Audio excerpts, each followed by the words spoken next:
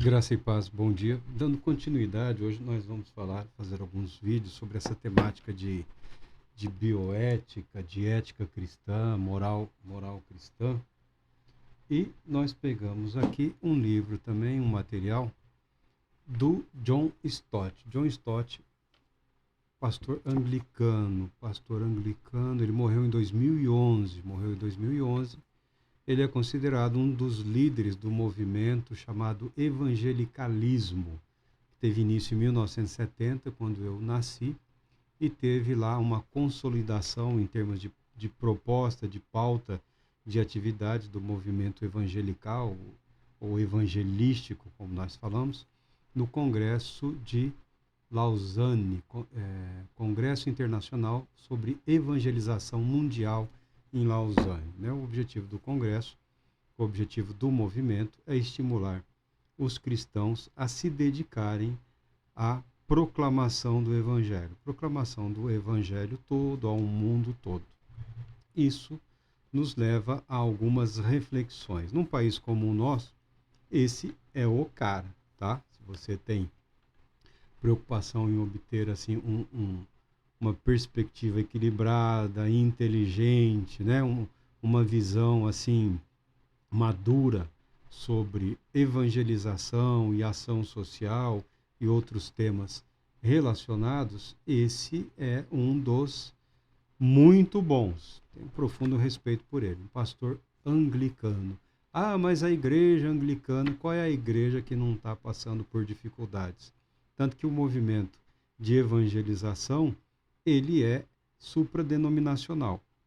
Ele convida todas as denominações e também todos os demais movimentos evangelísticos, todos os movimentos cristãos, a se empenharem a proclamação do Evangelho, a viver enquanto proclama, a proclamar enquanto vive.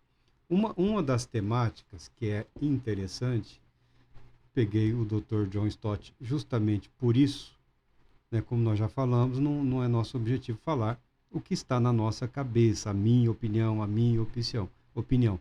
Uma reflexão com base em material já consagrado aí, que serve de base para todos nós. Falar só o que pensamos é falta de respeito. Existem posições equilibradas, abrangentes, e nós precisamos. O debate não é necessariamente um bate-boca. O debate é a apresentação respeitosa e equilibrada de ideias, às vezes divergentes, às vezes até divergentes, mas com o objetivo de se estabelecer aí um objetivo, um alvo, uma proposta que possibilite a formar laços, união, com vistas ao apoio mútuo, tá? Sozinhos não iremos longe. Juntos, um ajuda o outro nos momentos de necessidade. Uma das perguntas que eles propõem como estudo leitura de Mateus, Atos dos Apóstolos. Aí tem uma pergunta: em que medida você concorda que evangelismo e ação social fazem parte da nossa obrigação cristã? Algo se ganha se dermos mais valor a um do que ao outro? Evangelismo e ação social. Ação social, invariavelmente, é programa de Estado. É programa do Estado, é responsabilidade do Estado. Tá? Ação social, ou seja, políticas públicas com o objetivo de enfrentar a miséria, a pobreza, a fome, as epidemias, as doenças, é proposta para o Estado. Serviço social é ação rápida e imediata com o objetivo de aliviar o sofrimento das pessoas que estão em condição de miséria, de pobreza, enfermidade, luto e tantas outras áreas da vida. Costuma-se confundir um pouco. A igreja como instituição, ela pode ter um programa de ação social, mas é o Estado que pega o recurso de todos ou da maioria para ajudar aqueles que não podem se ajudar. Objetivamente é do Estado, tá? Parte da ação social envolve o serviço social e a colaboração entre Estado, igreja e instituições voltadas para isso. Aí nós entramos no debate do dinheiro, né? O que se fazer com tanto dinheiro? No início do século XXI, enfrentamos um conjunto desconcertante de desafios que 50 anos atrás jamais teríamos imaginado. Essa é assim que começa aqui. Nosso mundo em transformação. O envolvimento cristão é necessário? Existe alguma herança social evangélica? Existem várias. Existe uma que eu gosto de utilizar, porque as referências históricas, sociais, políticas, econômicas estão ao alcance de todos, que é o chamado, o movimento capitaneado lá pelos irmãos Wesley, John Wesley, Carlos Wesley e mais alguns jovens que estavam na universidade se preparando para o ministério pastoral da igreja anglicana, inclusive essa, tá? John Wesley, que é chamado movimento metodista, o movimento dos metodistas, porque eram metódicos, sistemáticos. Alguns jovens estudantes de teologia que estavam se preparando para ingressarem como ministros da igreja anglicana, que é uma igreja vinculada ao Estado, e esses jovens criaram um grupo de oração, um grupo de estudos, e resolveram experimentar ou experienciar em suas vidas a verdade da palavra de Deus. Esses jovens levantavam de madrugada, porque os estudos eram puxados, se levantavam de madrugada para oração e para estudo da Bíblia e se comprometiam em aplicar os princípios estudados naquele dia. Então, hoje foi isso, hoje vamos aplicar isso em nossas vidas. O movimento metodista é um movimento para-eclesiástico. A igreja anglicana não se pode dizer que sabotou, mas também não fez nada para ajudar. O movimento metodista foi algo que abrangeu pessoas comprometidas com a verdade do Evangelho. Existiu Evangelho e ação social? No início, a igreja, que você vê em Atos dos Apóstolos, está totalmente comprometida com a pregação do Evangelho.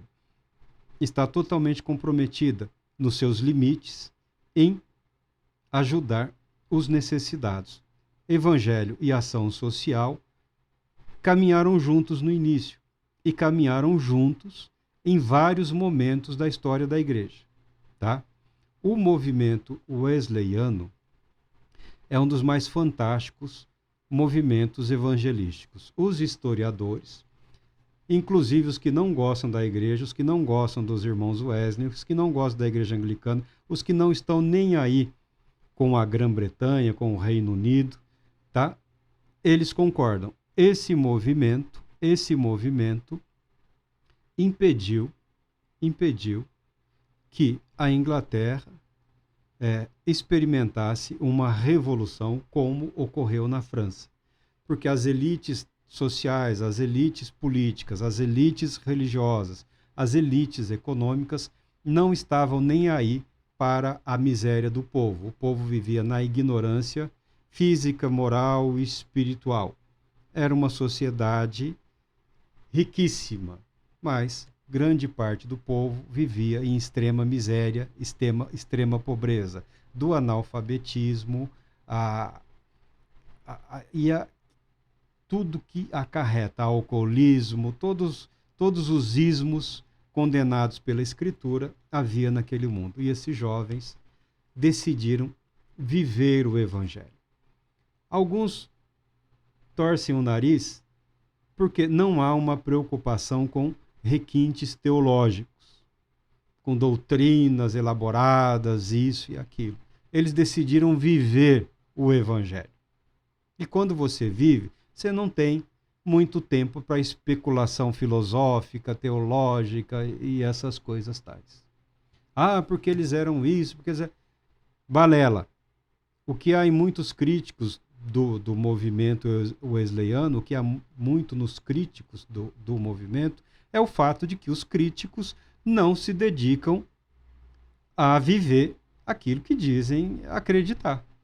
Porque esses jovens se reuniam para orar, para ler a Bíblia e aplicar a Bíblia no dia a dia, sem mistério nenhum. Você pode chamar de avivamento, despertamento, renovação, dê o nome que você quiser.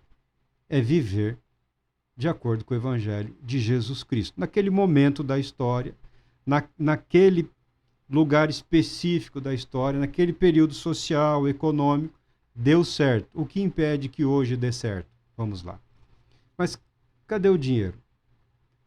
John Wesley, eu não o uso como exemplo em certos pontos, porque ele era muito determinado, era uma pessoa assim, muito difícil de lidar, sistemático ao extremo. Ele decidiu, os recursos financeiros dele, ele separava para si o necessário para viver, para ele. Eu preciso disso. E o que passava daquilo, ele usava em prol daquilo que ele acreditava. Não é questão de ser dizimista, isso, aquilo. Ele pegava o suficiente para si, viveu solteiro quase toda a vida dele, o suficiente para si, era da igreja anglicana, tinha um salário do Estado, o que ele precisava para viver, e viveu de uma maneira muito simples, e dedicava o seu dinheiro, dedicou a sua inteligência, dedicou a sua capacidade, todos os talentos ele dedicou à causa da propagação do Evangelho. Desse movimento saíram líderes sindicais, creches, hospitais, orfanatos, igrejas. A igreja metodista saiu desse movimento metodista. Uma igreja que aí está no mundo todo.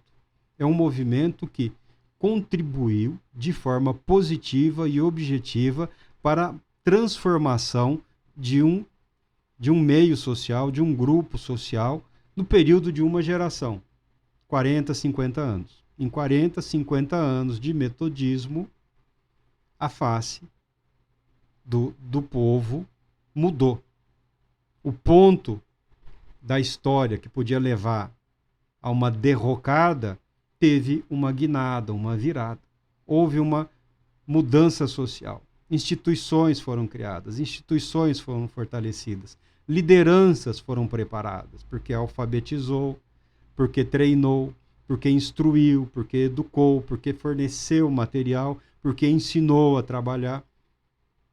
Você tem lideranças que surgiram desse movimento que não foram só pastores, foram líderes sociais, pessoas que ingressaram na política, pessoas que tiveram uma visão moldada pelo compromisso de fé que resulta numa transformação da sociedade. Eu não sei quanto dinheiro o movimento wesleyano, metodista, movimentou. Hoje seriam bilhões e bilhões pelas instituições que foram estabelecidas, criadas. Você pode falar de bilhões aí. E onde ficou esse dinheiro? Ficou na sociedade. Esse dinheiro ficou na sociedade. Wesley morreu como um homem simples. E os outros, pelo que eu saiba, ninguém enriqueceu às custas desse movimento. Aí onde nós queremos chegar. Ah, Marco, mas você está falando da Inglaterra, mas e o Brasil? Meu irmão, vamos fazer as contas. Vamos fazer as contas. Estamos falando aqui movimento evangelicalismo, 1970. Nós estamos em 2024, 1970. 1980, 90, 2000, 2010, 2020. 50 anos. 50 anos. Quanto dinheiro você acha que foi movimentado nesses processos, projetos e movimentos de evangelização só aqui no Brasil? Só aqui no Brasil. O Brasil tem sido varrido quase que continuamente por movimentos evangelísticos, por movimentos de renovação espiritual, movimentos movimento carismático, movimento pentecostal, neopentecostal. Agora nós temos aí o neorreformismo, os neorreformados, né? Reformando a reforma. E movimento é o que não falta no nosso país. Pessoas pregando o evangelho é o que não falta no nosso país. Instituições, igrejas. E quanto dinheiro você acha que movimentou? Eu não faço ideia. Creio que da ordem de bilhões e bilhões. É muito dinheiro. Porque absolutamente tudo movimenta alguma coisa. Há uma contribuição, há a publicação de material, o aprendizado, o ensino, tá? Nós não vivemos de revelação. A revelação está na Bíblia. E a Bíblia é a mais barata das ferramentas. Eu não sei por que vendem tão caro, mas porque você não paga direito autoral. Deus não cobra direito autoral, tá? Temos a Bíblia, temos já quase centenas de Bíblias, de linguagens e por aí afora. Onde foi parar esse dinheiro? Onde foi parar esse dinheiro? Qual é o nível de transformação social, econômica, cultural na vida dos cristãos envolvidos, empenhados ou alcançados pelos movimentos evangelísticos brasileiros? Em termos de cultura, em termos de ascensão social, em termos de transformação social, em termos de capacitação profissional. Nós podemos dizer que o Brasil viveu o que viveu a Inglaterra e países próximos, guardadas as devidas proporções. Nós podemos dizer? Não, nós não podemos dizer. Nós não podemos dizer que há um desnível. Mas nunca foi um desnível financeiro, nunca foi um desnível da movimentação financeira. Ocorreu um desnível no Brasil na aplicação dos recursos. Recursos, via de regra, aplicados com vistas à ação social, não, ao serviço social. A resposta rápida, ao cuidado imediato, que é muito importante. Mas a criação e o patrocínio de instituições que têm o objetivo de transportar as pessoas da miséria, da pobreza, da fome, da dependência de instituições para uma vida de autonomia financeira, de autonomia intelectual, de autonomia moral, de autonomia teológica também, a formação de um indivíduo mais apto, mais consciente do meio em que ele vive. No Brasil nós não tivemos por quê? Porque o dinheiro, infelizmente, afunilou para alguns indivíduos e para alguns grupos e algumas poucas instituições. Tá? Essa é a diferença. Essa é a diferença. Por isso que não nos preocupamos em falar de Senhor, precisamos... Não. O dinheiro sempre esteve aí, sempre foi movimentado, sempre esteve à disposição. Se não foi utilizado no mesmo nível, no mesmo modelo, com os mesmos propósitos que nós podemos encontrar na Sagrada Escritura, como outros movimentos em outros lugares na história da igreja, que nós vemos também na Bíblia, conseguiram, foi pelo total e absoluto descompromisso das lideranças religiosas, das lideranças cristãs. Aqui não estou falando só do católico, do evangélico, do protestante, do pentecostal, do neopentecostal, do reformado, do batista. Não tem desculpa. Não tem desculpa, porque a diferença brutal entre os pobres e as classes sociais mais agraciadas continua a mesma e talvez tenha até piorado um pouco. Alguns cientistas sociais dizem que piorou. Então, dizer que ação social não tem respaldo no Evangelho, isso é falso, isso é mentiroso, isso é preguiçoso. Não precisa pedir mais dinheiro. Não precisa sugar mais ninguém. Os bilionários da fé estão aí. A grande diferença é que você pega um John Wesley, gostando ou não dele, ele não enriqueceu às custas do Evangelho. Tudo ou quase tudo que recebeu, aplicou de maneira a permitir que outros participassem, pelo menos um pouco, do mundo ao qual ele tinha acesso. muito embora a igreja anglicana vissem os Wesley assim com certa preocupação, mas isso é por conta dos movimentos pietistas e outros movimentos que criaram atritos na igreja anglicana, mas ele nunca foi banido ou punido na igreja anglicana. Ele viveu anglicano, morreu anglicano, tá? John Wesley nunca se tornou metodista. Ele era metódico, mas nunca se tornou membro do clero metodista. Ele não fundou uma igreja para si. É mentira. Uma igreja surgiu, e uma igreja forte, uma igreja atuante, surgiu da dedicação altruísta de homens que decidiram viver o evangelho e não se tornaram donos de nada. Pasmem. Existiu e ainda existem entre os cristãos aqueles que não querem ser donos de igreja, aqueles que não querem ser donos de rebanho, aqueles que não querem ser bilionários da fé. Porque na hora de morrer, como eles vão explicar para o Todo-Poderoso o acúmulo arrogante, doentio, presunçoso de uma fortuna que só os intoxica hoje em dia, que ele não tem como usar.